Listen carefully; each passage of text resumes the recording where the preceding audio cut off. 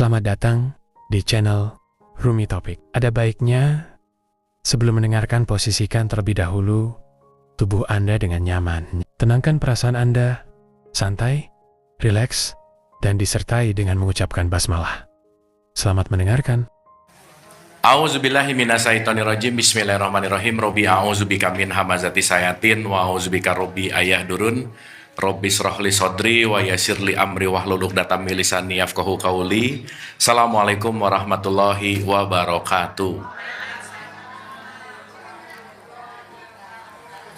Alhamdulillahirabbil alamin, segala puja-puji milik Allah Subhanahu wa taala yang atas rahmat karunia kasih sayangnya. Salawat serta salam juga kita lupakan, kita sampaikan kepada seluruh nabi dan rasul, wabil khusus baginda besar kita Rasulullah Muhammad sallallahu alaihi wasallam, pada para sahabat-sahabatnya, tabiin, pemuka-pemuka agama, wali-wali Allah, pejuang-pejuang bangsa, dan senantiasa sampai kepada kita sampai akhirul zaman. Amin, amin ya Allah ya Rabbal alamin. Oke, sebelum kita mulai, kita hening dulu sejenak, boleh ya? Kita Al-Fatihah sebentar, kita hening, khusyuk, santai, rileks, supaya hadir utuh di sini saat ini, supaya lebih fokus. Pembelajaran bahagia dan fokus itu sangat diperlukan. Jadi kita belajar hening sejenak, santai dan rileks, khususon untuk ibu bapak kita ya. Kalau nggak ada orang tua nggak mungkin lahir kita. Jadi kita doakan ibu bapak kita, dan kita tahu ibu bapak kita manusia biasa yang pasti punya kesalahan. Mari kita maafkan kesalahannya, dan kita selalu lestarikan kebaikannya, dan kita sama-sama doakan siapapun yang terlebih dahulu meninggalkan kita, dan kita doakan siapapun yang sedang sakit dalam keadaan musibah, senantiasa kasih sayang Allah memberikan kekuatan. Dan pagi hari ini kita bermunajat untuk sama-sama dilancarkan, dialirkan pengetahuan, hikmah, dan kesadaran. Mari kita hening, santai, rileks.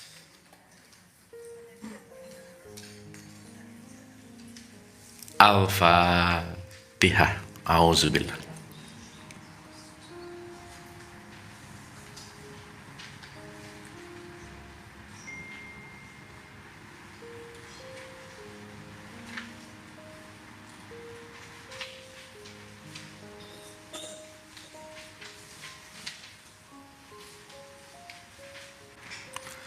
Allahumma arini al-asya kamahya. Amin, amin ya Allah ya Rabbal alamin. Hatur nuhun, terima kasih. Tepuk tangan sekali lagi biar semangat.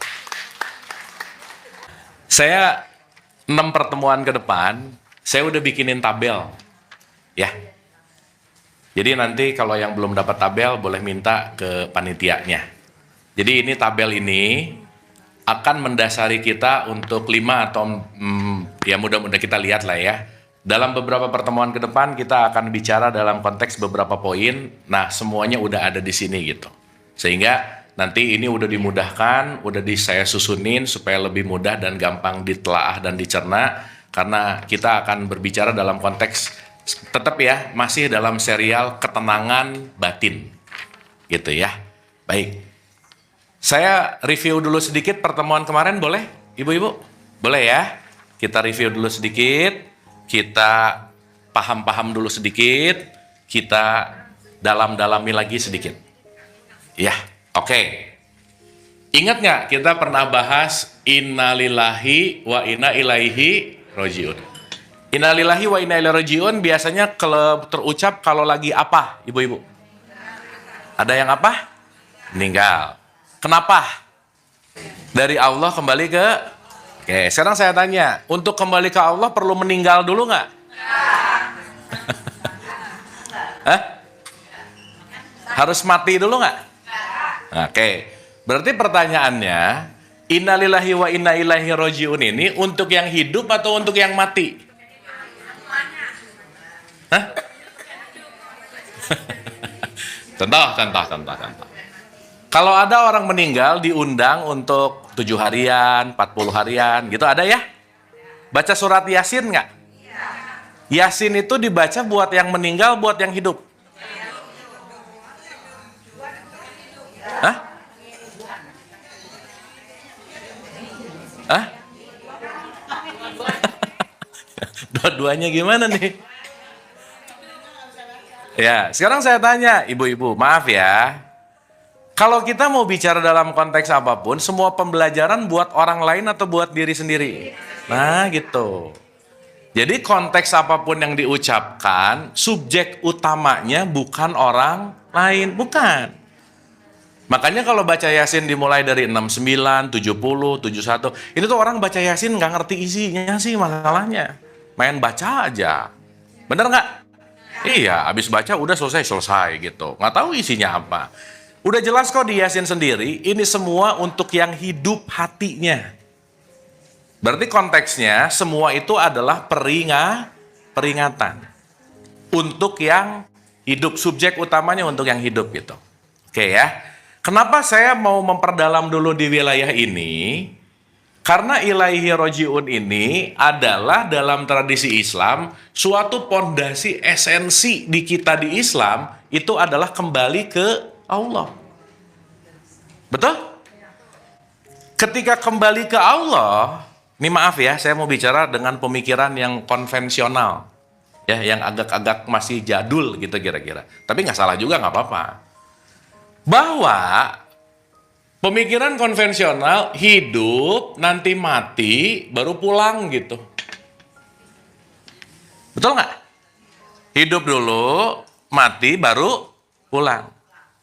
Sehingga ilaihi rojiun itu sangat erat kaitannya kalau udah mati, baru ilaihi rojiun. Sekarang saya tanya, Allah dekat apa jauh? Dekat atau dekat banget? Berarti tempat pulangnya itu dekat apa jauh? Dekat atau dekat banget? Ibu-ibu pulangnya mau kapan? Oh kalau udah siap, iya dengerin dulu pertanyaannya, saya emang nggak ngomongin mati, enggak. Masa saya mau nanya ibu-ibu mau mati kapan? Masa nanya gitu? Bukan itu. Mau pulang, kapan? Kan beda. Nah, bingung kan? Sekarang tiap hari ngomong innalillahi wa inna ilaihi rajiun, pulangnya nggak tahu, alamatnya nggak tahu, caranya nggak ngerti gitu. Tapi yang jelas innalillahi wa inna ilaihi rajiun. Ya, oke ya. Sip. Tapi kalau pakai agak logik ya, ibu-ibu maaf nih ya, rugi banget kalau Allahnya dekat harus nunggu pulangnya nanti gitu. Ya, udah gitu habis nunggu mati lagi. Ngomong-ngomong ya. Kalau kita ngomongin ilaihi roji'un, mohon ya, jangan berpikir ini kita akan pulang ke suatu tempat, ke satu wilayah, letak geografis yang antah berantah, nanti tempatnya itu gimana. Nggak gitu, Bu. Terus habis gitu, Allah tuh bukan sosok yang gede apa, nggak gitu juga. Berarti kalau kita mau bicara kembali ke Allah ini, bukan urusan ke suatu tempat, ke suatu wilayah, kembali ke sosok, bukan itu poinnya gitu. Oke? Nah, sekarang pertanyaannya bagus banget. Jadi kembali ke apa dong? Gitu nggak kira-kira? Iya. Dah satu ya. Yang kedua.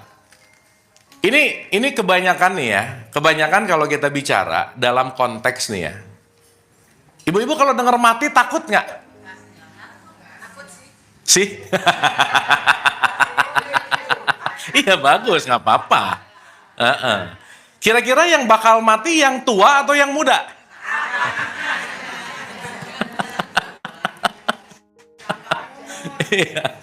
Kadang orang yang muda lah masih nanti gitu. Terus orang yang tua jadi pesimis. Aduh ini udah bentar lagi nih gitu kira-kira. Ya bentar enggaknya kan bukan urusan itu gitu. Ya boleh ya kita agak bahas lebih dalam boleh ya? Ya. Masa Bu kita mau ngomongin pelajaran anak TK mulu gitu Bu? Ya, kita ngomongin pelajaran kulit mulu. Yuk kita agak deep dive. Makanya saya bikinin ini supaya nanti ibu-ibu ngerti, kita sama-sama paham dan belajar ilaihi rojiun itu di mana gitu kira-kira. Oke? Sip. Dah, kita ulang dulu. Sip ya. Gini. Satu nih. Kalau kita bicara tentang konteks innalillahi wa inna ilaihi rajiun, jangan lupa Allah ini sumber dari segala sesuatu. Oke, Allah itu apa? Sumber. Makanya di surat 57 ayat 3 dan 4 ada kata-kata. Dialah yang awal dan dialah yang akhir. Dialah yang zohir dan dialah yang batin.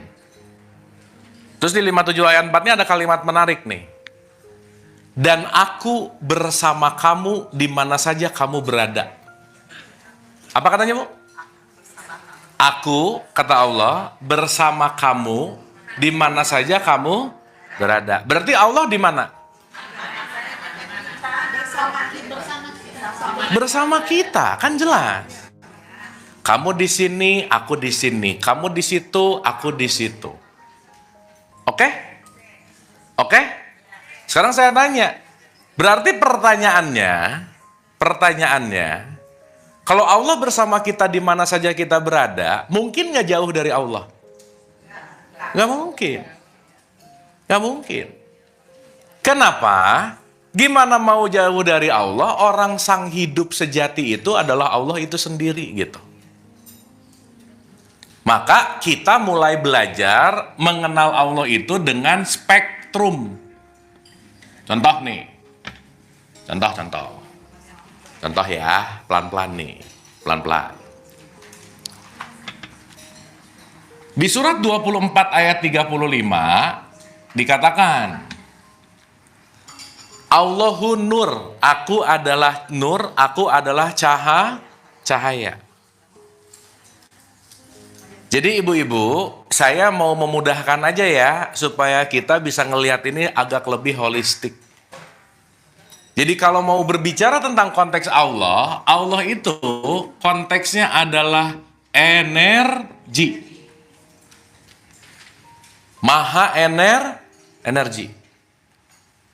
Maka karena ini adalah konteks energi dalam perspektif ini, untuk memudahkan dulu, maka setiap energi pasti punya vibrasi dan pasti punya frekuensi. Berarti pertanyaannya, kalau ada orang dialog sama Tuhan, sama Allah, itu bukan urusan kata-kata, bahasa, tapi semua urusannya adalah gelombang. Apa? Sip. Dan semua gelombang kita, dalam konteks kita sebagai manusia, gelombangnya saya mudahkan aja. Semua konteks gelombang adanya di dalam sikap hati kita. Di sini nih. Jadi maaf ya, ibu-ibu mau mulutnya doanya bagus, doanya keren, tapi di sininya takut, maka semesta dan Tuhan akan melihat ketakutannya, bukan suara bagusnya. Maka doa bukan masalah ucapanmu, tapi doa adalah sikap hatimu. Sampai sini oke? Sip ya? Makanya sesuai dan seiring dengan ketika kita mau ngomong sama siapapun, ibu-ibu maaf ya, ada nggak orang suaranya lembut tapi nyakitin kata-katanya, ada nggak? Nah, ya jangan banyak sih, ada aja. Ya, suaranya mah lembut sih, tapi jelek gitu. Betul? Kenapa coba? Di balik semua suara dan kata-kata, powernya tidak terletak pada suara dan kata-kata, tapi powernya terletak pada gelombang di belakangnya. Oke? Jadi doa yang dikabul pakai bahasa Arab atau pakai bahasa Sunda?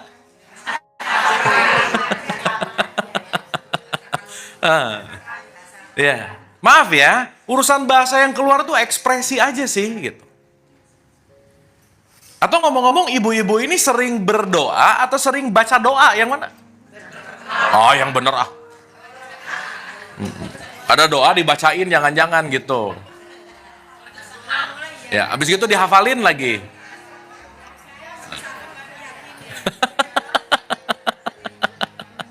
Betul nggak?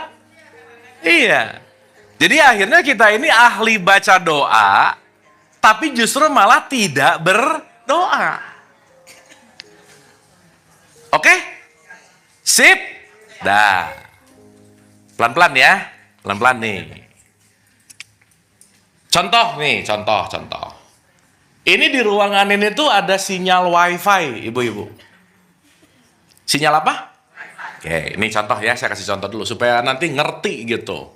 Kembali ke Allah tuh bukan mati tanah kusir pulang, bukan, ya lama banget. Sandiaga Hills gitu. Iya, kan jangan-jangan kuburan jasadnya mahal tapi jiwanya meronta-ronta gitu, Bu. Ya nggak tahu loh. Karena kan nggak sesuai. Apakah yang dikuburkan di tempat yang mahal pasti oke? Belum tentu juga. Belum tentu. Ya, nah saya belokin dulu dikit. Ini anggap ruangan nih. Ruangan nih. Ruangan ini aja gampangannya. Di ruangan ini teralirkan dari modem WiFi untuk mengalir ke semua ruangan. Full. Oke? Sekarang saya tanya, kalau seruangan ini dialirkan WiFi, di sini ada nggak? Hah? Di sini? Di sini? Di sini? Di mana yang nggak ada? Kan ngomongin ruangan ini mah, jangan dulu keluar, udah di sini dulu, di sini dulu. Di ruangan ini mana yang nggak ada dapat sinyal WiFi? Nggak ada. Karena sinyalnya akan memancar ke setiap ruangan, tidak ada blank spot. Karena kenapa? Semua ruangan ini reachable, bisa dijangkau oleh sinyal WiFi ini gitu. Canggih. Oke, sampai sini? Sip. Nah sekarang kalau kita analogikan, ini adalah semesta, ini adalah Allah. Allah ini memancarkan sinyalnya ke seluruh semesta, berarti di semesta ini mana yang nggak ada sinyalnya Allah? Jadi konteks perjumpaan dengan Allah, kata kuncinya adalah signal, titik. Gini, ini WiFi ini, mau ngasih sinyal internet ke ruangan ini. Seruangan ini berarti ada sinyalnya nggak? Kalau ini adalah sinyal WiFi-nya Allah sesemesta raya, berarti semua semesta raya termasuk bumi, dapat sinyalnya nggak kira-kira? Berarti nggak usah jauh-jauh, sebumi raya ada sinyalnya Allah nggak kira-kira? Nah, gitu. Sealam semesta. Ngomong-ngomong, ibu-ibu tahu ya, kalau alam semesta segede papan tulis ini, bumi itu segede gini nih, cetek. Kecil nggak? Kalau bumi segede ini, Jakarta segede apa? Ya elah, nggak ada apa-apa. Kalau Jakarta segede, Hang Lekir segede apa? Udah. Betul? Kalau itunya lebih kecil, kita segede apa? Makanya nggak usah ngerasa spesial lah, udah biasa aja. Udah biasa aja. Ya. Hilang satu nggak ngaruh, ibu-ibu ya. Siapa lu? Siapa lu dibandingin semesta gitu ya, kira-kira. Oke, sampai sini? Paham? Tapi semua ini dijangkau oleh sinyalnya Tuhan nggak kira-kira? Gitu. Mantap, hapus dulu Paham? Paham? Nah, satu nih. Berarti kesempatan sinyalnya selalu ada nggak? Ada. Berarti, kenapa sih selalu dikatakan Allah itu dekat? Ya iyalah, orang kita ini selalu dihamburi, selalu dipenuhi oleh sinyal-sinyal Tuhan. Cuman, ada cumannya. Sinyalnya ada, handphonenya ada. Misalnya nih, si handphonenya. Iya, jangan baterainya dulu sih. Sinyal ada, handphone ada. Tapi nggak ngobrol. Connect nggak? Nah, gitu. Jadi saya mau to the point aja nih ya ibu-ibu ya, supaya langsung dalam nih. Kembali ke Allah adalah ketika dirimu terkonek dengan sinyalnya Tuhan. Titik, udah. Paham? Bisa detik ini nggak? Bisa. Yang penting tahu passwordnya. Sok, sekarang tahu ada WiFi, nggak punya password, bisa connect nggak? Nggak bisa. Nah, itulah kenapa kita dijadikan device-device yang punya jasad. Karena kalau sinyalnya doang tanpa ada jasad, nggak akan ada ini semua. Gini, saya kasih yang lebih gampang lagi. Ibu-ibu dulu suka denger radio nggak? Nah, kan gini nih, radio kotak, analog, speaker, ada antena, ya. Nah, ini radio jadul aja pokoknya. Anak-anak Gen Z kayaknya nggak tahu sih ini. Ya. Si radio ini bisa bunyi kalau dia connect sama salah satu gelombang nggak kira-kira? Iya. RRI. Nah, sekarang dari misalkan RRI, misalkan Pro 2 FM lah ya. Prambors lah ya, biar lebih keren lah. Prambors. Sah. Kira-kira si radio ini kalau mau dengerin siarannya Prambors, harus apa kira-kira? Pertama, apakah ada di FM atau AM?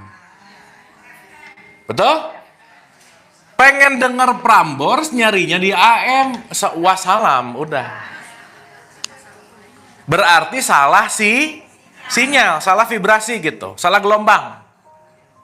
Oke? Sip. Udah pun di FM, tapi nggak tepat tuh. Nggak dapat. Berarti switching ke FM dengan frekuensi yang tepat baru bisa dengerin penyiar Prambors ngomong. Betul nggak kira-kira? Sekarang saya tanya, si Prambors ini selalu memberikan gelombang nggak? Iya. Kalau radionya mati, gelombangnya mati nggak? Iya. Suka aneh-aneh. Masa radio mati Pramborsnya udahan? Enggak tuh, Bu. Jadi mau radio mati, mau radio nyala, gelombang tetap ada nggak? Berarti gelombang ini lagi nunggu radionya nyala sampai pas dengan frekuensi supaya terhubung gitu nggak? Begitu juga Allah lagi nunggu ini kapan hamba-hambaku hatinya terhubung sama aku sih gitu.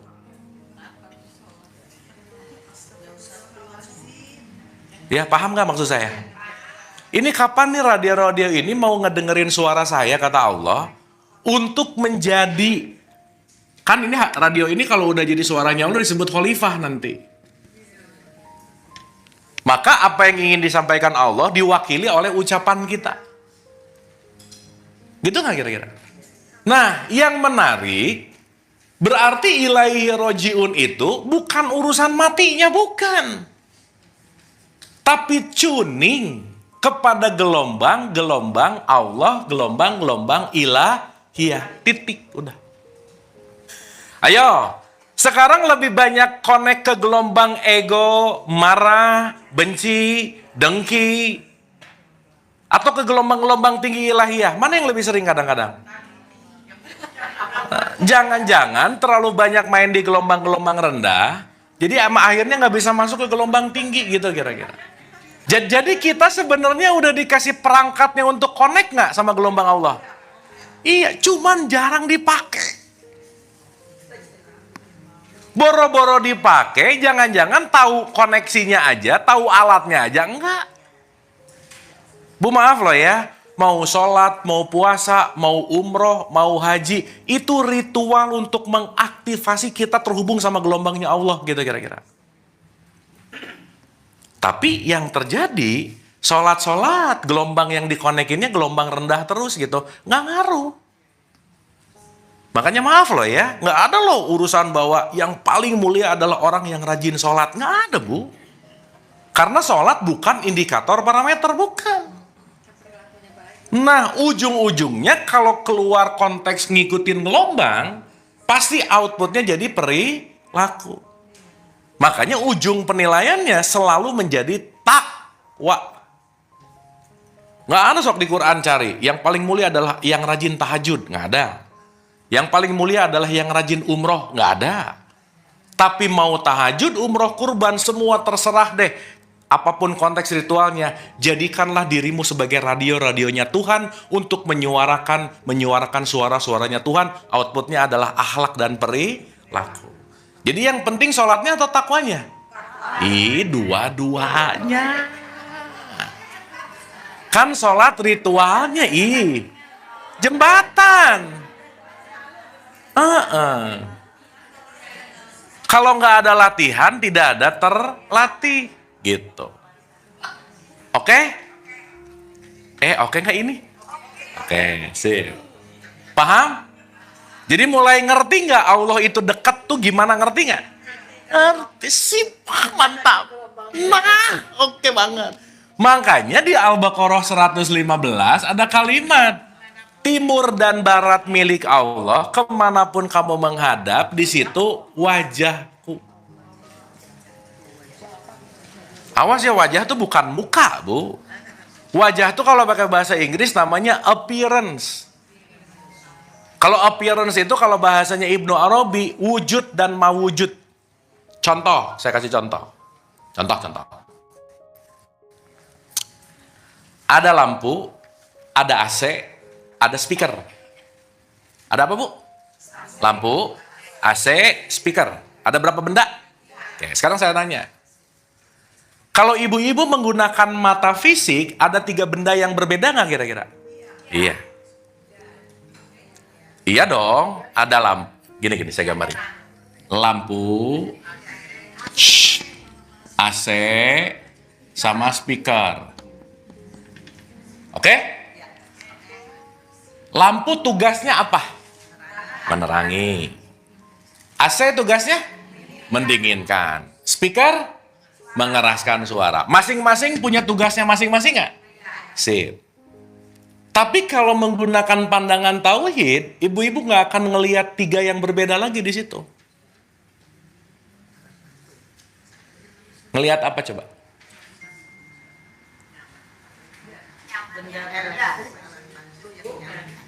Hah? Oke, apa lagi? Ini kan kita ngomongin gelombang nih. Apa coba? 3-tiganya nggak akan berfungsi kalau nggak ada listrik. Betul? Berarti listrik mengalir ke lampu jadi terang. Listrik mengalir ke AC jadi dingin. Listrik mengalir ke speaker jadi mengeraskan suara. Tapi 3-tiganya itu source-nya, sumbernya apa? Gitu. TV paling mahal, Netflix langganan 10 tahun, gak bisa nonton kalau gak ada colokan listrik. Betul? Kira-kira kalau ngomongin listrik dalam hidup kita apa?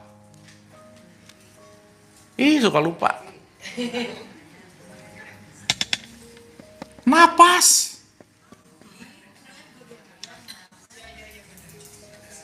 Ya. So, punya Lamborghini 10. Punya villa 20, nggak punya napas. Mau gimana? Dikafani tetap. Secantik-cantiknya, seganteng-gantengnya nggak punya nafas. Dikubur, Bu. Betul? Tapi justru sang hidup yang namanya napas ini Allah boro-boro disadari, boro-boro disyukuri, sibuk sama urusan-urusan yang sekunder gitu kira-kira. Betul nggak? Oke sampai sini? Oke. Nah, ulang sekali lagi. Listrik nyampe ke lampu jadi nyala nggak? Nyala. Tapi sumbernya apa? Sip. Listrik nyampe ke AC jadi nyala nggak? Mendinginkan. Tapi sumbernya? Listrik nyampe ke sound system, ke speaker nyala nggak? Tapi sumbernya? Semua berawal dari sumber yang sama. Dan kita semua punya perbedaan fungsi, perbedaan casting, dan perbedaan apapun konteks dalam kehidupan. Tapi sumbernya sama nggak? Sama. Maaf nih. Sekarang kita masuk agak lebih sensitif nih ya. Ada orang di sini pakai kalung salib, kalung bintang, kalung bulan sabit dan macam-macam. 3-tiganya yang berbeda simbolnya nggak kira-kira? Sumbernya sama nggak? Sama. Berarti kalau dengan pandangan sumber kita pasti nggak berantem. Tapi dengan pandangan rendah, pasti ada keributan di situ gitu. Oke sampai sini? Oke, ibu-ibu ini nggak? Paham? Berarti ketika ibu-ibu ngelihat siapapun, kalau sadar bahwa di dalam dia dan di dalam aku sumbernya sama, nggak mungkin pengen ngejelekin. Betul nggak? Karena apa yang ada di dalammu dan apa yang ada di dalamku, sumbernya dari sumber yang Sama, cuman beda bentuk, beda simbol, beda penampilan, tapi pasti punya fungsi yang berbeda-beda gitu. Oke Bu? Sip? Nah, yang nggak ngerti begitu ngelihat berbeda, langsung kafir. Bid'ah. Ini nih nanti Desember nih pertanyaan yang udah 20-25 tahun ditanyain terus. Boleh nggak sih ngasih selamat ke hari Natal ke orang Kristen? Ya elah. Ribut aja di situ. Berarti yang ribut masih urusan di level identitas nggak kira-kira? Berarti dia belum ngerti konteks esensi gitu. Oke, ibu-ibu. Oke nggak ini? Ini tuh oke-okenya kayak oke gitu. Sensitif ya. Tapi paham nggak maksud saya? Paham ya? Nah, pilihan kita mau di level berantem mulu sama di level tinggi, itu pilihan masing-masing. Karena semuanya tergantung frekuensi. Gak bisa maksain frekuensi untuk ngikutin frekuensi kita, nggak bisa. Ini kalau nggak satu frekuensi nggak akan datang, Bu. Betul nggak? Kenapa? Yang tuningnya nggak oke. Dan yang perlu kita sadari, kita nggak usah ribut sama frekuensi orang karena kenapa? Masing-masing siapapun punya jalannya sendiri-sendiri. Makanya nggak usah rese sama keyakinan orang, urusan orang. Betul nggak? Karena setiap orang punya nyamannya sendiri-sendiri, punya frekuensinya masing-masing. Hobinya orang Indonesia ngasih nasihat mulu sih gitu.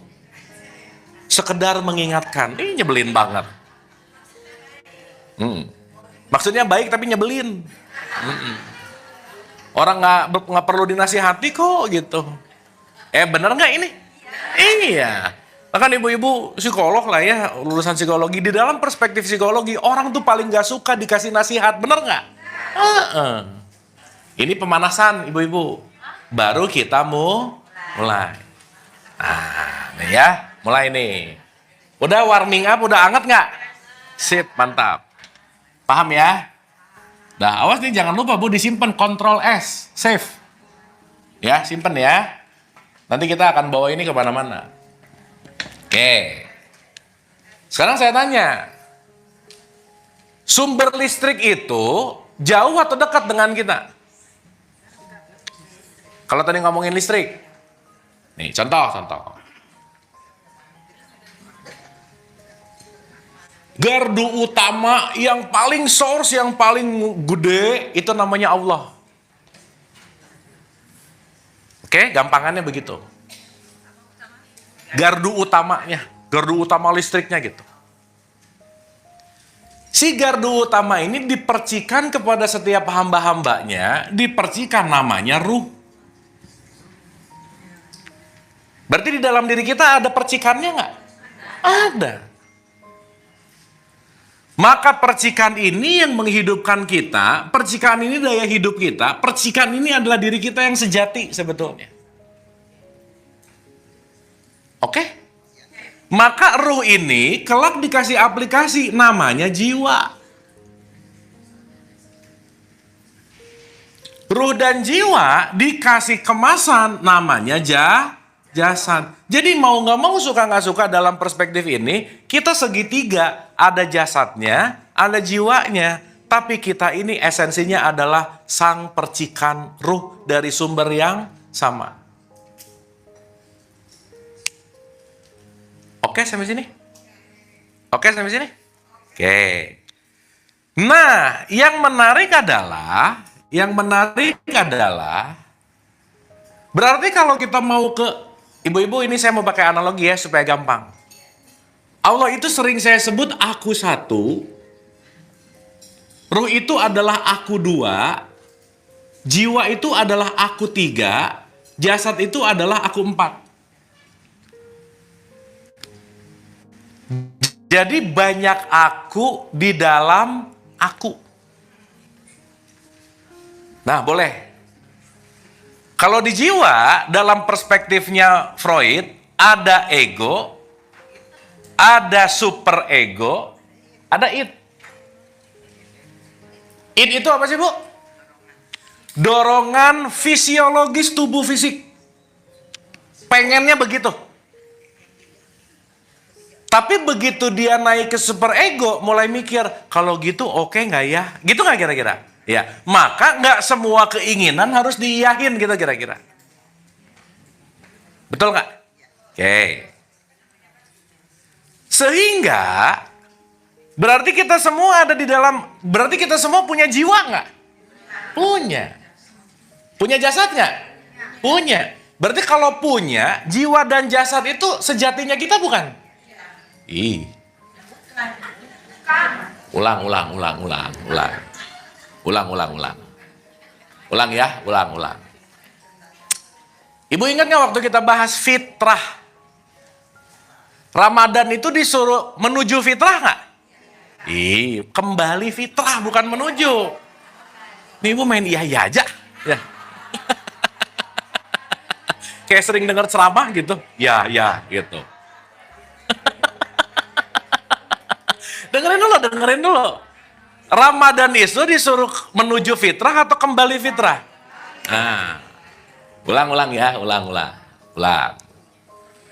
Kalau disuruh kembali ke fitrah itu, fitrah adalah your origin. Your apa? Aslimu. Asli. Berarti yang namanya asli gak pernah berubah, gak pernah mengalami konteks perubahan sedikit pun, pure, murni, 100% gak pernah ada yang bisa merubah-rubah. Itu namanya fitrah. Oke, saya mau nanya. Jasad berubah gak? Hah? Dari muda jadi tua. Kulit pasti mengalami tingkat kerut nggak? Iya. Betul? Oke. Berarti kalau kulit berubah, jasad kita ini fitrah bukan? Bukan. Gini. Ulang ya.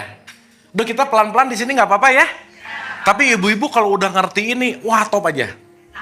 Wah, iya nggak apa-apa ibu. Sip, aman, hatur nuhun. Ulang ya. Saya pakai analogi yang lebih gampang dulu ya. Pelan-pelan nih. Ibu-ibu tahu Elon Musk nggak ya? Oh iya, masa nggak tahu. Mas, ya. Elon Musk itu dari US. Kalau Mas Elon itu orang Purbolinggo. Kebalik. Mas Elon. Nih, saya mau kasih analogi. Ini supaya mudah aja. Kalau orang bumi mau main ke Mars, perlu special device, perlu special suit nggak? Baju khusus nggak? Kenapa? Dingin. Bener dingin. Itu winter ya di Melbourne.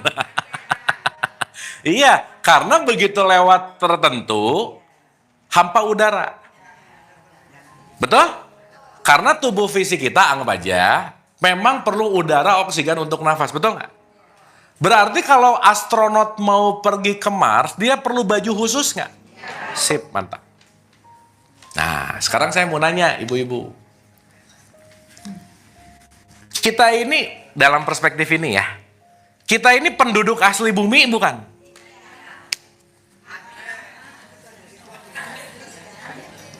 Kan tadi premisnya, innalillahi wa inna ilaihi rojiun. Ini saya mau pakai analogi sederhana dulu ya, supaya gampang nih. Berarti semua berasal dari mana? Allah. Mau kembali ke Allah. Berarti gambaran gampangnya, kita semua dari kampung Allah, anggap aja begitu, lagi turun ke bumi sebentar, mau pulang ke kampung halaman asli gitu. Iya. Berarti kita semua berasal dari siapa? Allah. Tapi kalau lagi arisan ditanya, ibu asli mana? Jawab apa? Cianjur, Makassar. Betul nggak? Yang asalnya Cianjur, Makassar, Tasik, itu apanya kita? Jasadnya. Paham? Paham? Tapi sejatinya kita nih, sumbernya sama nggak? Sama. Jadi begitu kita menjasad, baru kita terkotak-kotak, baru kita berbeda-beda di sini. Paham? Tapi ibu-ibu jangan sok-sokan, hati-hati loh.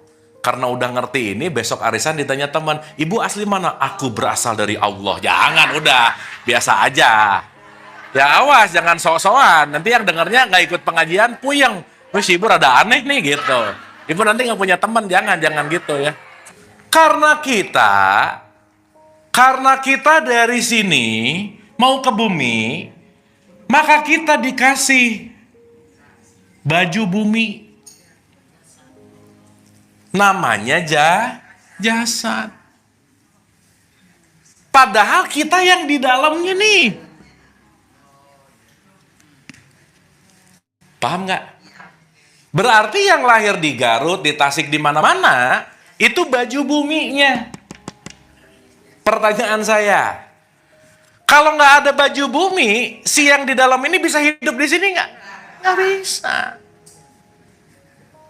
Gimana mau ngerasain coklat, soto, sate? Nggak ada ini. Betul nggak? Tapi perlu disadari, ini bukan sejati. Paham?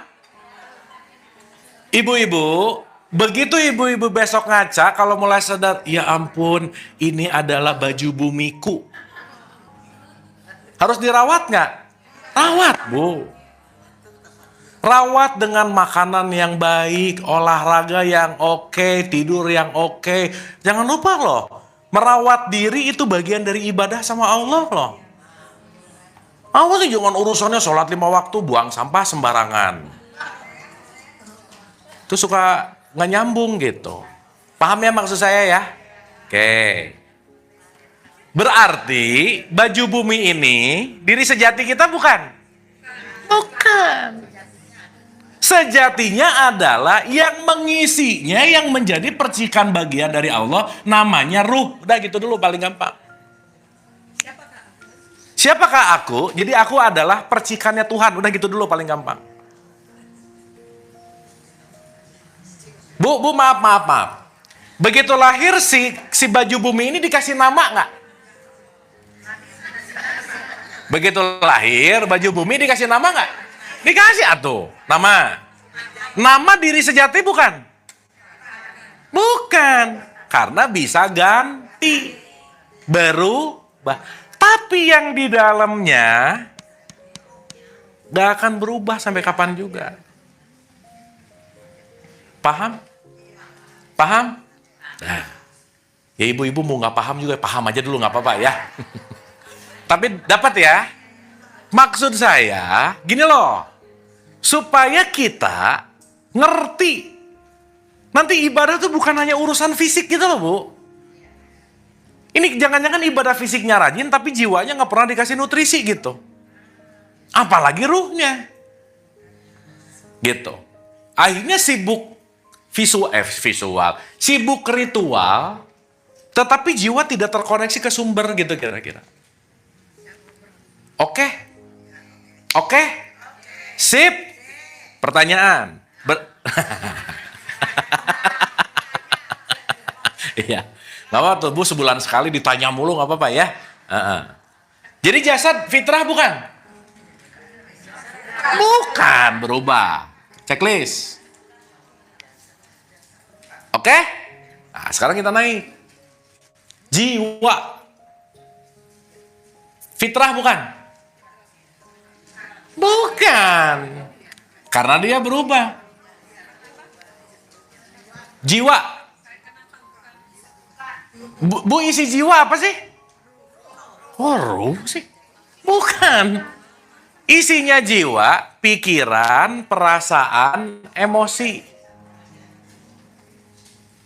Ibu ada pikiran, ada perasaan, ada emosi, itu kaitannya sama jiwa nggak? Itu kalau di dalam bahasa yang paling pasti sering dengar sih, Manas, pernah dengar nggak? Manas. Manas itu, nafs itu pikiran, perasaan, emosi. Nah, manas itu kalau dalam perspektif Sanskrit, urusannya adalah apa yang aku pikirkan, apa yang aku rasakan, apa emosinya. Itu namanya manas.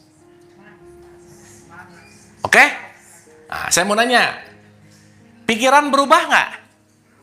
Emosi, perasaan, berarti dia fitrah bukan? Bukan, udah jelas. Berarti ibu-ibu, batas kita perbedaan ini cuman di 3 dan 4, 2 dan 1, semua sama. Paham? Yang berbeda di sini wajahnya, pikirannya, perasaannya, tapi listriknya datang dari sumber yang sama nggak? Nah, gitu. Nah, singkat cerita, kan kita lagi mau bahas ilaihi rojiun, betul? Mau bahas kembali ke Allah, gitu kira-kira. Sekarang saya tanya, switching frekuensi AM, FM, muter 103 FM, 104 FM, itu di mananya kita? Di jasad, di jiwa, atau di ruh? Di jiwa. Maka jiwa punya peran penting untuk connect ke 2 dan 1. Ini punya peran penting untuk ilaihi rojiun. Kenapa? Karena jasad ini refleksi dari jiwamu.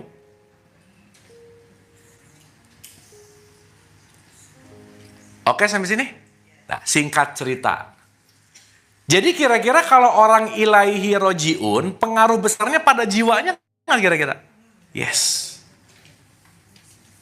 Maka si jiwa ini saya mau bagi 2 besar, Bu. Ada jiwa-jiwa di level rendah dan ada jiwa-jiwa di level tinggi. Paham? Kira-kira ilaihi rojiun, orang-orang di level rendah atau tinggi? Tinggi. Kenapa? Karena masing-masing area ini punya fasilitas. Punya apa, Bu? Nah, contoh. Kalau masuk ke bisnis kelas, ada fasilitasnya nggak kira-kira? Kalau udah masuk bisnis kelas, harus di ini semua adalah facility. Beda nggak bisnis kelas sama ekonomi? Beda. Paham ya? Oke. Pertanyaannya, bisa nggak kelasnya ekonomi, tapi fasilitasnya bisnis kelas, bisa nggak? Nggak bisa. Kenapa? Oh iya, kalau bujuk-bujuk lah. Oke? Nah, saya mau kasih analogi dulu, Bu. Saya ibu-ibu, kalau main-main di kelas bawah, fasilitasnya namanya setan, Bu.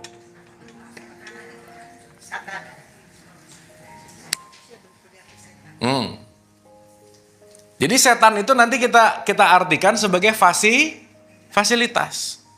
Jadi maaf nih, kalau kita mainnya di level bawah mulu, temenannya pasti sama setan aja udah. Ibu dengar kata setan jangan takut loh ya. Karena setan itu sifat. Apa, Bu? Sifat. 1, sifat-sifat setan nih. Dia merasa lebih baik dari orang lain. Udah setan banget aja. Merasa apa tadi? Jadi kalau ngelihat orang lain kayaknya gua lebih oke. Jadi lagi apa dia? Setan. Kenapa? Karena dia lagi ada di sini. Oke? Ibu-ibu maaf ya. Ibu-ibu suka ada nggak sih rasa-rasa lebih baik dari orang lain? Jadi pengalaman jadi apa ibu-ibu? Gitu sih. Udah nggak usah jauh-jauh lah. Paham? Sombong, kikir, Setan tuh urusannya nyari-nyari salah orang mulu. Nah, itu setan banget tuh. Jelas ya? Sehingga kalau kita lagi main di fasilitas bawah yang namanya setan, di dalam tabel ini, nih ya, supaya mudah nih. Itu disebut area yang namanya force.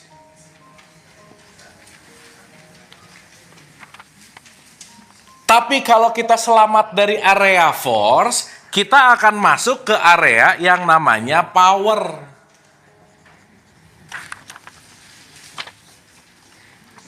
Dan aku ada di area force atau power, pilihanku masing-masing. Nah, lepas dari garis tengah ke atas, ini areanya Allah gitu kira-kira.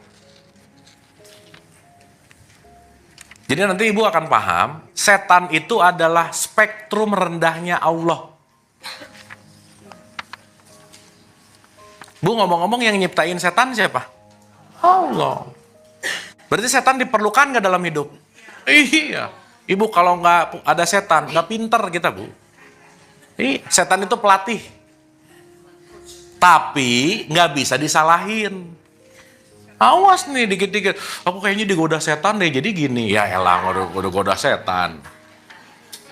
Ingat ya, setan itu hanya membisikkan.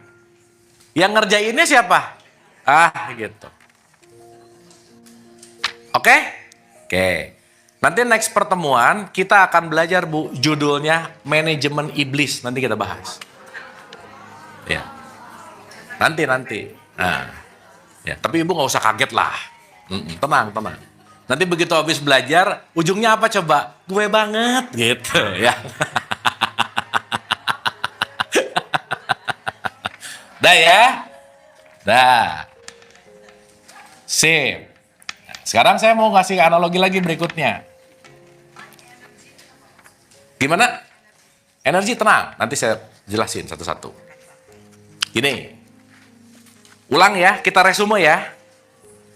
Berarti Allah kaitannya sama energi, kaitannya sama gelombang nggak? Yes. Dan Allah adalah the highest energy. Makanya disimpan di paling atas nih nanti.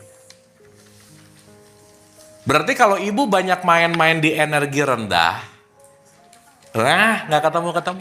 Itu maksud saya. Makanya di sini dikasih tahu, Bu, energi rendah itu kaitannya sama reptilian brain, bukan wisdom. Nanti kita akan ngerti. Ya, oke. Sampai sini oke? Oke? Berarti connect-nya ke Allah tergantung jiwa kita main di level mana nggak kira-kira? Yes. Nah, saya pinjam pakai pendekatan tasawuf sedikit boleh ya, ibu-ibu ya? Level paling rendah, paling bawah dalam pendekatan tasawuf disebut amarah. Amarah itu berarti di level rendah, paling bawah. Ini level 1. Oke? Kira-kira kalau orang lagi di level amarah, dia lagi dikasih fasilitas setan nggak? Nah, wilayah area ini namanya neraka gitu. Neraka. Wilayah atas namanya surga. Jadi surga neraka itu kira-kira tempatnya atau gelombang energi jiwanya yang mana? Jadi surga dan nerakanya kita tergantung tempat, tergantung jiwa. Mantap. Jelas ya? Jadi mudah-mudahan ibu-ibu jangan lagi sih. Ngapain nunggu surga yang nanti? Mending ciptain sekarang gitu. Karena surga urusannya sikap hati, surga urusannya level jiwa gitu. Ngomong-ngomong ibu-ibu di dalam Quran tahu ya, nggak ada kata surga, Bu. Nggak ada. Yang ada jannah. Jannah itu artinya apa, Bu? Kebun. Iya. Kenapa? Iya, itu kan lagi ngomongin kebun. Surga itu kalimat terjemahan. Bahasa Arabnya jannah. Jadi ibu-ibu kalau lagi ngasih selamat ke pengantin, til jannah. Semoga sampai ke kebun. Tuh kebun di depan ada. Hah? Iya taman. Taman kan kebun kan? Gitu. Berarti ini lagi mau ngomongin tempat atau mau ngomongin level of emotion? Emosi. Til jannah. Kayak... Ya jannah juga taman bener sih. Berarti kalau ada orang yang namanya Nur Jannah, artinya lampu taman, Bu. Iya, Nur kan lampu cahaya. Jannah taman, lampu taman, gitu. Paham nggak ini?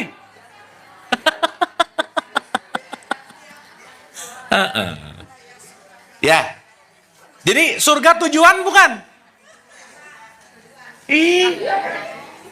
Kan tadi ilaihi rojiun katanya muka Allah. Iya, jadi itu surga mah bukan tujuan, Bu. Surga itu fasilitas.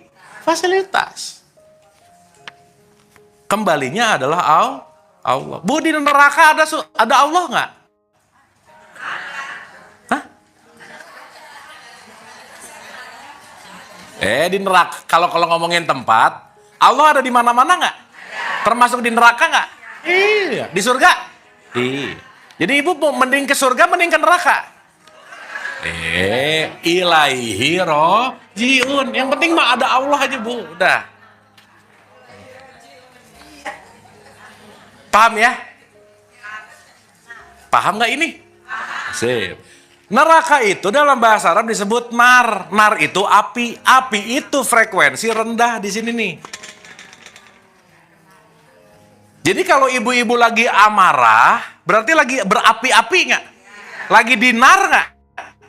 Lagi di mana? Di mana?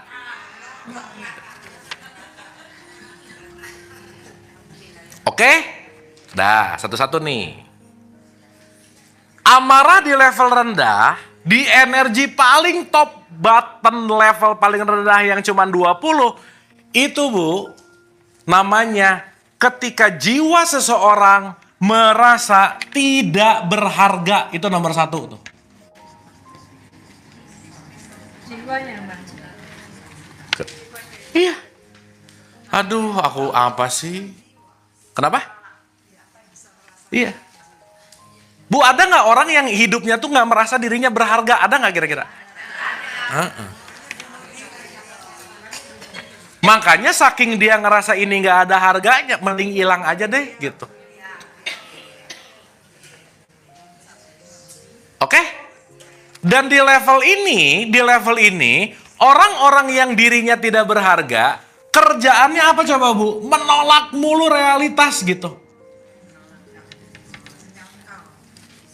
Ditolak mulu. Banyak nggak nerima gitu. Ada gini kalimat Bu, aku tuh nggak terima. Mulai. Aku nggak terima ini, aku nggak terima ini, aku nggak terima ini. Berarti dia menerima kenyataan nggak? Berarti kalau nggak menerima kenyataan, levelnya direndah nggak kira-kira? Jadi orang yang sering menolak realitas, fix dia pasti fasilitasnya setan ada di neraka.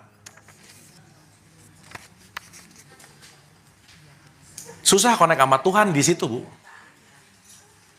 Paham? Dan gak ada orang yang bisa kabur dari perasaan ini, gak ada, Bu. Tidak ada orang yang bisa selamat dari sakit mental tuh gak ada. Mau selevel apapun pasti bisa terjadi. Maksud saya, seenggaknya kalau ngerti, begitu saya ngerasa bahwa I'm not worthy, saya gak berharga, tolong sadari itu lagi ada di frekuensi paling rendah. Hati. Oke? Itu sering disebut yang namanya rendah hati mah humble diri. Awas nih, abis ini nulis status lagi, aku alhamdulillah rendah diri. Salah, rendah hati bagus. Awas salah nulis ya. Paham? Oke? Sip ya. Semoga ibu-ibu gak banyak di level ini. begitu nolak, begitu nggak accept, begitu pengennya gini, harus. Di level ini tuh ya, orang-orangnya apa coba tipikalnya? Banyak harus, Bu. Kudu. Harus. Udah aja, selesai. Kamu tuh harusnya di usia gini tuh udah nikah misalnya. Kamu tuh harusnya, udah. Udah. Paham? Jadi Bu, di hidup ada harus nggak? Nggak ada. Udah. Apalagi kita menyamakan keharusan kita ke orang lain. Udah Bu, finish. Jangan nyamain kebiasaan kita sama orang lain, jangan. Pakai sepatu ketuker aja nggak enak rasanya, bener nggak Bu? Iya, udah. Oke. Sip. Ingat ya, gak ada harus. Nah, yang kedua. Ya sama sih Bu. Sebaiknya rada halus memang sih. Tapi kita ingat ya, kita memberikan pelajaran oke. Tetapi konteksnya tidak dalam konteks memaksa gitu loh. Benar. Top banget. Saat kita memperbaiki diri, sekeliling akan berubah, Bu. Udah hukumnya begitu aja. Ya, sama anak juga jangan sih. Kan anak juga bukan punya ibu-ibu. Ya. Oke, sampai sini? Sip. Yang kedua. Jadi, level di nomor 1 itu sering disebut shame, banyak malu gitu ya, Bu ya. Malu. Malu. Ngerasa nggak pantas gitu. Yang kedua, ini disebut guilt. Selalu merasa bersalah. Hati-hati ya. Terjebak dengan guilty feeling itu panjang ceritanya. Maka dalam konteks guilty feeling, dia pasti banyak menyalahkan dan dia pasti pengen banyak menghancurkan sesuatu gitu. Aduh, aku tuh ya gara-gara aku dia gini, sekarang ini salahnya aku nih, salahnya aku nih, salahnya aku nih. Gitu aja terus, Bu. Oke? Jadi jangan lama-lama di level merasa bersalah. Karena feeling guilty itu ada di emosi-emosi tingkat energi yang sangat rendah. Dah, accept aja, terima. Apapun yang terjadi, udah kejadian. Ingat Bu, dirimu bukan masa lalumu, titik. Masa lalu udah jadi memori, tapi itu tidak menjadi diri kita. Bisa nggak kita beresin hari ini? Sip, mantap. Jadi masa lalu bisa dirubah nggak? Bisa. Maknanya. Tapi realitasnya nggak bisa dirubah. Tapi pemaknaannya bisa aku rubah. Oke? Sip? Sip ya? Jadi sekali lagi, please ibu-ibu, kalau ada rasa guilt, jangan lama-lama di situ. Nah, cepat pindah ke atas. Ya, ingat ya guilt. Yang ketiga itu adalah masa bodoh. Nggak peduli, apatis. Bodoh. Itu masuk ke level yang namanya putus asa. Kayak, udahlah nggak ada harapan. Udahlah nggak ada harapan. No hope aja udah. Di Quran, di 12:86-87 ada kalimat gini Bu. Orang-orang yang berputus asa termasuk orang-orang yang kafir, kata Allah. 12:86-87. Jadi kalau orang lagi hopeless, kafir banget nggak kira-kira? Iya. Ingat loh Bu ya, kafir itu bukan orangnya, bukan. Sifat. Jadi orang yang KTP-nya Islam bisa kafir nggak? Bisa musyrik nggak? Sip. Daripada mengkafirkan dan memusyrikkan orang lain, mending ngecek diri sendiri. Setuju? Wah, mantap. Sip. Ini kalau di frekuensi tinggi tuh ngobrol enak Bu, ya, cambung. Serius Bu. Ini maaf ya, saya mau cerita sejujurnya seapa adanya. Gak semua orang bisa nerima pengajaran, pembelajaran gini loh, Bu. Kenapa? Ya si frekuensinya nggak nyampe aja. Karena masih terkumkum di dalam hanya level halal haram misalnya. Ngurusinnya fikih mulu gitu misalnya. Tapi nggak apa-apa juga. Karena setiap kita punya frekuensinya masing-masing. Yang pasti jangan usil aja. Oke? Oke? Nah. Yang berikutnya, nomor 4, Bu. Itu namanya kesedihan yang mendalam. Sedih banget. Jadi banyak penyesalan. Dan di situ akan mengalami yang namanya perasaan yang sangat tidak berbahagia. Oke? Jadi ibu-ibu maaf ya, saya kemarin ketemu sama saya diundang 1000 harian, Bu. Begitu diundang 1000 harian, si pasangan yang ditinggalkannya tuh masih gini, gitu. Udah 1000 hari nih, berarti berapa bulan? Iya 3 tahun ya, iya benar. Jadi masih membekas, masih sedih. Dan kepergian orang yang kita sayang gak mungkin gak sedih, that's okay. Tetapi,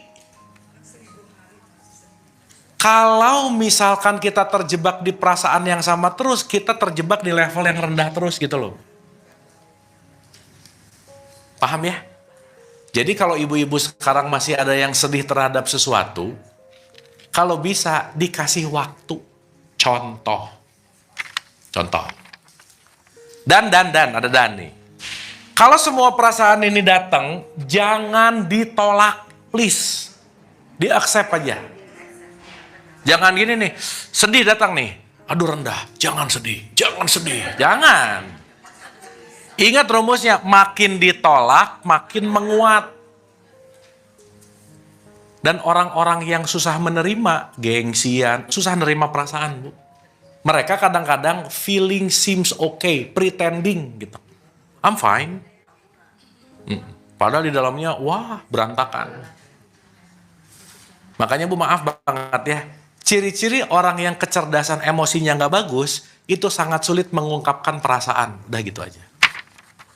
So banyak memendam, nggak dilepasin, meledak. Gitu. Oke? Kok jadi diam gini ibu-ibu? Oke, ini nggak? Kayak memendam gitu. Oh, merenung ya. Ya, bagus Bu ya. Dan ibu-ibu maaf loh ya. 98% yang kita pendam kita nggak sadar. Nggak sadar. Makanya kalau pinjam dari bahasanya Carl Gustav Jung nih ya. Conscious, subconscious, unconscious. Ini cuma 1%, 9%, ini 90%. Yang unconscious tuh banyak banget.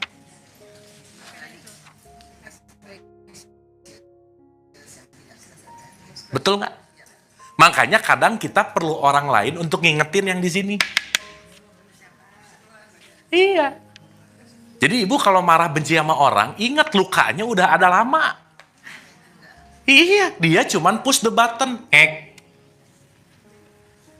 Jadi memang susah sih Bu, susah. Gimana memaafkan orang yang nyebelin? PR banget. Padahal tanpa menyebalkan itu, kita lupa kita banyak luka di sini gitu. Betul nggak? Gini. Luka-luka banyak yang disadari atau tidak? Dari 98%, 90% Bu. Nah, di si unconscious. Sekarang saya tanya, kalau ini banyak nggak sadarnya, berarti perlu yang menyadarkan nggak? Nah, ya psikolog salah satunya. Benar. Ya psikolog mah kalau udah mulai lukanya nggak enak banget datang ke psikolog. Benar Bu, saya selalu mengencourage ya, maaf banget nih ya. Saat jiwamu membutuhkan profesional, jangan ragu-ragu datang ke psikolog dan psikiater. Karena mindset masyarakat kita, datang ke psikolog, ke psikiater tuh masih tabu Bu. Disebut orang gila. Padahal gilanya udah lama sih gitu.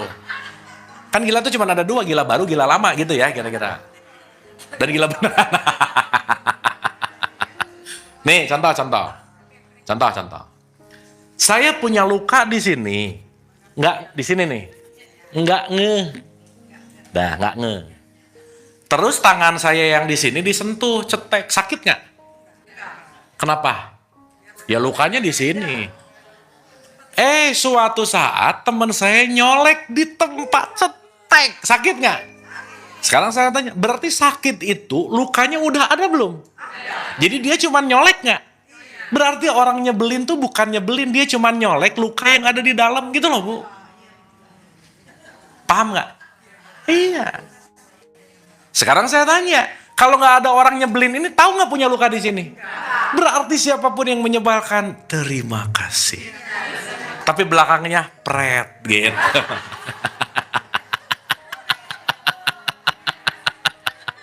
Iya.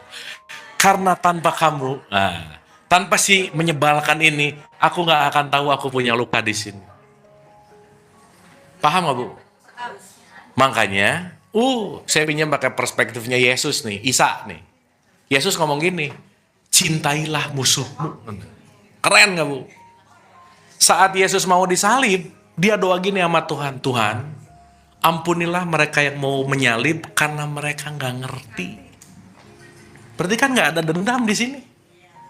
Ketika Nabi Muhammad dilemparin kotoran, nggak ada amarah, malah yang ngelemparin dikasih makan sama dia. Betul nggak? Jadi sejatinya orang yang mampir ke kehidupan kita untuk membuat kita jadi nggak enak, menderita, merekalah yang akan membangunkan, menyadari luka-luka, supaya kita jadi bangkit dan sembuh, gitu loh. Koma nih, pada akhirnya ibu-ibu, pada akhirnya, kita semua hanya akan berterima kasih kepada orang yang paling kita benci, karena tanpa mereka kita nggak akan ada di kelas ini. Betul? Iya. Makanya love your enemy. Udah. Luar biasa. Tapi love your enemy di level-level neraka. Repot, Bu. Repot, udah. Paham sampai sini? Oke? Oke, ibu-ibu, hari ini kita ngomong di amarah dulu. Nanti naik ke lawamah, mulhamah, multainah, mrodiyah, mardiyah, kami banyak. Tapi yang ingin saya garis bawahi adalah satu aja, Bu. Titik gelombangnya Allah nggak pernah bisa disentuh kalau kita lagi ada di level rendah sini, nggak bisa. At least gelombangnya Allah, energinya satu yang bisa kita sentuh, Rahman Rahim. Allah adalah kasih sayang. Jadi hanya pada gelombang kasih sayanglah Allah bisa dijangkau. Oke? Dan orang yang berkasih sayang, quote and quote, welas asih. Nanti di sini ada, nanti level-level tinggi nih, bagus loh, Bu. Di level tinggi nih ya. Di level dari mulai 400, 500 saja. Cinta, sukacita, joy, peaceful, dan enlightenment. Di situ dimulai dari yang namanya cinta gitu kira-kira. Penuh dengan cinta. Karena kalau cinta udah ada, semua kebencian lenyap gitu kira-kira. Oke? Jadi tiap hari kita, ini level cinta di sini gitu ya misalnya ya. Tiap hari naik turun nggak, Bu? Sip. Jadi bahasa gampang, kalau ibu lagi happy, surga. Kalau ibu lagi sedih, neraka. Tiap hari lebih banyak di surga, di neraka? Terserah. Iya. Semua tergantung pilihan kita masing-masing. Makanya Nabi Muhammad bilang, baiti jannati. Bikinlah rumah seperti surga. Siapa yang bisa bikin rumah seperti surga? Semua partikel-partikel. Oke? Sip. Kesimpulan. Jadi Allah dekat apa jauh? Mantap. Maksudnya dekat gimana jadinya? Every signalnya ada. Tapi yang bisa nyangkut, login sama sinyalnya Allah, cuman ada yang di level-level tinggi di sini. Selesai. Makanya sholat, puasa, umroh, itu cuman lagi ngelatih kita dari level tinggi ke level dari level rendah ke level tinggi. Oke, Bu? Maka jangan jauh-jauh dari cinta, gitu aja. Karena kata Rumi, love is a bridge to everything. Cinta adalah jembatan untuk kemanapun, gitu kira-kira. Ya, dan di dalam pecinta tidak ada pembencian, tidak ada kedengkian, tidak ada dendam, itu nggak ada. Maka kita manage emosi kita supaya kita ada di level ini, gitu. Oke? Sip? Ya. Mangga. Nah, Bu, ini masalah dalam kesehariannya bukan kita bicara level energi, emosi, atau perasaan. Ini mengenai innalillahi wa inna ilaihi rajiun. Kemudian kita dijelaskan ada Allah, ruh, jiwa, dan jasad. Ini dalam keseharian kita, kalau kita mendoakan seseorang yang baru meninggal, innalillahi wa inna ilaihi rajiun. Kemudian kita mendoakan, semoga, nah ini yang saya tanyakan, semoga almarhum atau almarhumah namanya siapa gitu, X. Yang kita doakan tuh semoga dia mendapatkan tempat di sisinya. Itu kita mendoakan ruhnya kan ya. Gitu. Jadi yang kita sebutkan dalam doa, dalam tulisan itu nggak apa-apa. Kita sebut almarhum, nama tetap nggak apa-apa dia. Kita demikian. Cuma yang dimaksud adalah ya mendoakan ruhnya. Tapi ada juga yang semoga arwah nama tersebut. Jadi yang sebaiknya kita namanya saja sudah cukup atau harus pakai arwah si Anu gitu. Ya, terima kasih. Oke. Kalau kita udah ngerti ini, Bu, maaf ya, doa di level cinta sama doa di level sedih beda nggak? Beda. Yang penting itu bukan masalah arwah, nama, tapi waktu ibu ngedoain lagi ada di atas atau di bawah, itu aja. Ya, itu kan kebiasaan aja gitu. Karena saya ulang-ulang, ibu-ibu, doa itu urusannya gelombang. Maka kalau orang doa di level sedih, nangis-nangis, nggak kejadian yang didoainnya juga. Kenapa? Doa akan mengundang gelombang mana yang kamu pakai saat berdoa. Sok ibu-ibu maaf ya, doa banyak yang terkabul, banyak yang nggak terkabul. Enggak. Jadi kalau ibu-ibu doanya banyak yang nggak terkabul, tenang aja. Kenapa? Temennya banyak, yang lain juga gitu. Udah nggak apa-apa. Kenapa? Karena banyak doa di level-level gelombang rendah. Ya Allah, aku tuh ini. Lah, mintanya baik, tapi ininya di level frekuensi rendah. Yang datang yang baik, yang rendah. Nah, gitu kira-kira. Itu, Bu. Jadi saya rasa yang jauh lebih esensial, bukan apa doanya, bukan gimana, karena niat hati udah tahu mau ngedoain itu gitu misalnya. Tapi yang jauh lebih esensial adalah kita lagi ada di gelombang mana, kita lagi ada di frekuensi mana, itu yang jauh lebih penting gitu. Kira-kira gitu. Ya. Oke, ibu-ibu. Get something nggak hari ini? Dapat ya? Sip. Ini rekamannya ada. Nanti sebelum kita ngaji lagi, at least 2 kali diulang. PR nih. Supaya nggak usah mundur lagi ke sini gitu ya. Nggak apa-apa ya?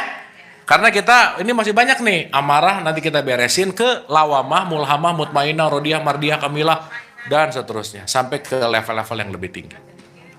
Oke? Sip? Sip? Kita doa sebentar sebelum kita tutup? Ya, yuk kita santai relax. Al-Fatihah. Auzubillah.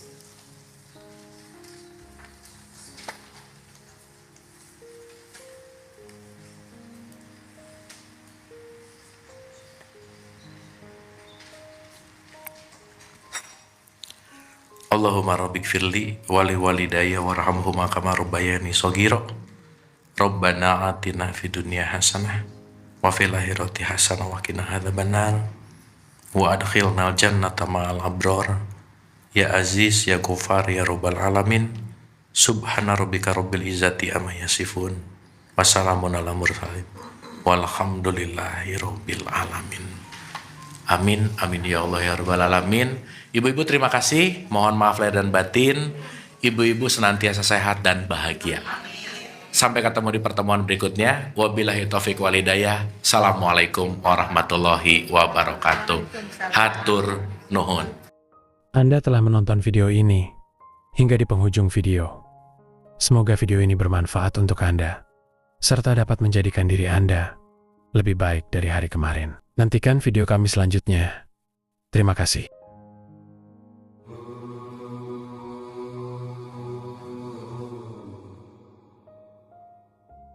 Bukan dari Adam, Hawa, taman surgawi atau Firdaus. Tempatku tidak bertempat, jejakku tidak berjejak. Baik raga maupun jiwaku, semuanya adalah kehidupan kekasihku.